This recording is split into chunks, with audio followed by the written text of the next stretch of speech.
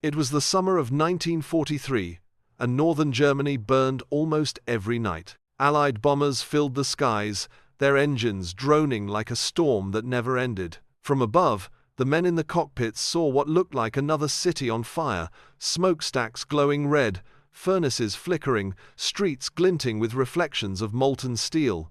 They marked it as a perfect target and released their bombs. But the city was a lie. Every chimney, every roof, every burst of light was built from wood, tar, and mirrors. Oil drums filled with burning fuel created the glow. Rotating lamps mimicked sparks from metalworks.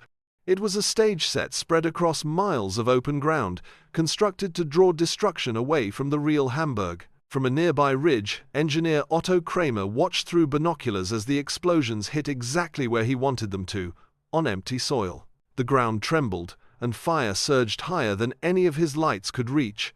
For a moment, he felt he had outsmarted the war itself.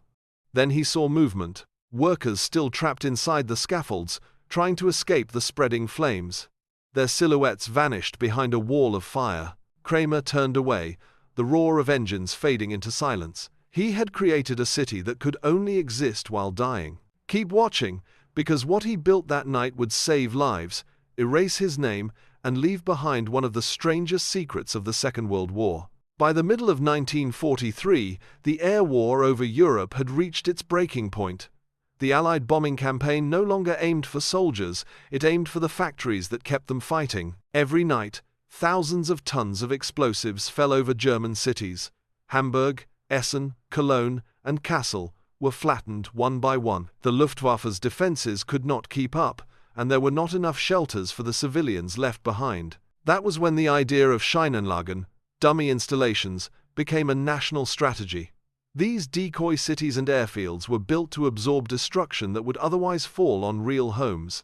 From the air, they looked convincing, patches of light arranged like streets, fake smoke rising from painted chimneys, even rivers made from sheets of mirrored glass. To an Allied pilot flying in darkness, it all seemed real enough to bomb. Among these projects, one stood apart, Lichtwerk 43, a complete mock industrial district designed to protect Hamburg. It was not just a scattering of lights but a functioning illusion of industry.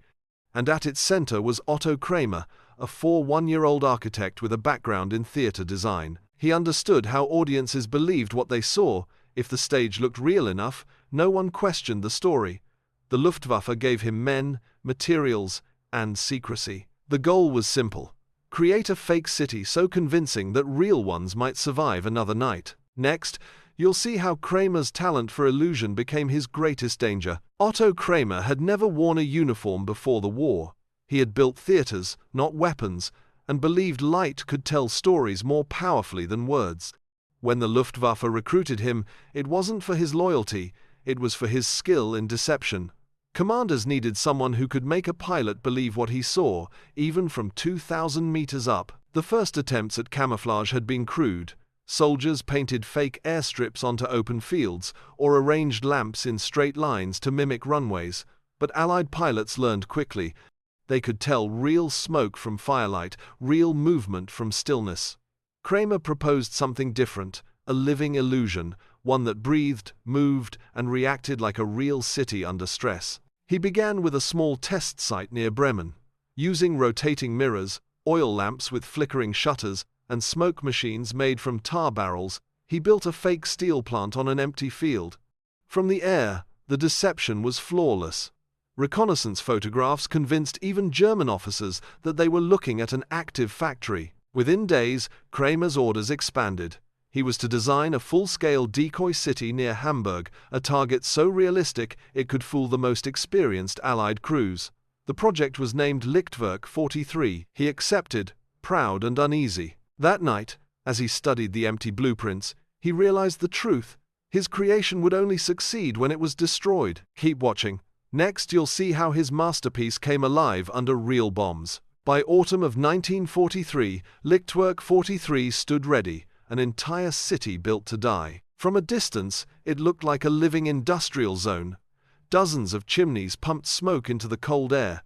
Rows of wooden buildings glowed orange from oil drums hidden inside them. Even the reflections of molten metal shimmered across pools of fuel-stained water. Every flicker, every shadow had been rehearsed until it looked natural from the sky. At nightfall, Otto Krämer's crew of more than 100 men began their routine. They lit the lamps, adjusted the rotating mirrors, and started the mechanical spark wheels that mimicked welding flashes. The air filled with smoke and the smell of burning oil. To anyone above the clouds, Lichtwerk 43 looked alive. When the bombers came, Krämer stood in a command dugout, stopwatch in hand, timing the sequence of detonations. Allied aircraft appeared as faint silhouettes above the clouds. Then the first bombs fell. The noise was deafening. Explosions lit the sky brighter than his lamps ever could. The fake factories burst apart in fountains of earth and flame, and Krämer's illusion worked perfectly. Allied crews radioed home, claiming Hamburg was burning again. But as the second wave arrived, disaster struck. A gust of wind scattered burning debris across the maintenance sheds. Oil ignited instantly, trapping dozens of men. Krämer tried to reach them, but the heat drove him back. By dawn, 20 of his crew were dead. Command ordered the site rebuilt immediately, no time for mourning. When the fires died down, Krämer stood among the ashes, watching survivors repair what little remained. He realized the terrible irony. To keep fooling the enemy, his workers had to rebuild their own graves every night. Keep watching, because what happened next would erase the illusion and the man who made it. Winter came early that year, bringing cold skies and sharper cameras. Allied reconnaissance flights began comparing photographs from previous raids and noticed something strange. The same crater patterns, the same burn marks, always in the same empty area north of Hamburg. Intelligence officers realized they had been bombing ghosts. Within weeks, the targeting maps changed. The raids shifted south toward the real industrial zones, and Lichtwerk 43 lost its value overnight. For Otto Krämer, the order to shut down came without ceremony. One morning, military trucks arrived and began dismantling his illusion. The lamps were smashed, the mirrors packed into crates, and the smoke generators buried under rubble. It was as if the city had never existed. Krämer protested. He wanted to preserve the site as proof that his idea had worked. His commander refused, calling the operation a strategic embarrassment. The official report praised Lichtwerk 43 for saving lives, but made no mention of its creator or the workers who died maintaining it. The surviving crew were reassigned to other camouflage units. As for Krämer, witnesses last saw him driving toward the remains of the Decoy site during a night raid, refusing evacuation. When the bombing ended, the hill where he had watched his illusion burn was gone. Search teams later found melted lamps, fragments of wooden chimneys, and a single signpost reading Lichtwerk. There was no trace of the engineer. His name quietly disappeared from records, marked only by one word: vermisst. Keep watching, because even after the war, his creation refused to stay buried. Years after the war, when northern Germany was rebuilt and the land reclaimed for farming, surveyors began noticing something unusual. In certain fields, the soil shimmered faintly under sunlight. Fragments of melted glass and charred metal buried just below the surface. Locals called it the Field of Lights. Few knew what it really was: the remains of Lichtwerk 43, the fake city that had once burned brighter than the real one it protected. Aerial photographs from the 1950s still showed its outline, the ghost of roads that led nowhere, rectangular patterns marking long-vanished buildings.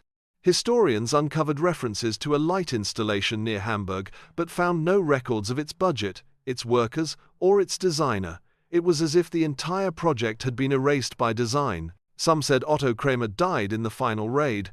Others believed he destroyed his own plans before disappearing. What remained were fragments, rusted bolts, twisted scaffolding, and a rumor that on quiet nights, flashes of light still appeared over the fields after storms, as if the Decoy city still carried out its nightly performance.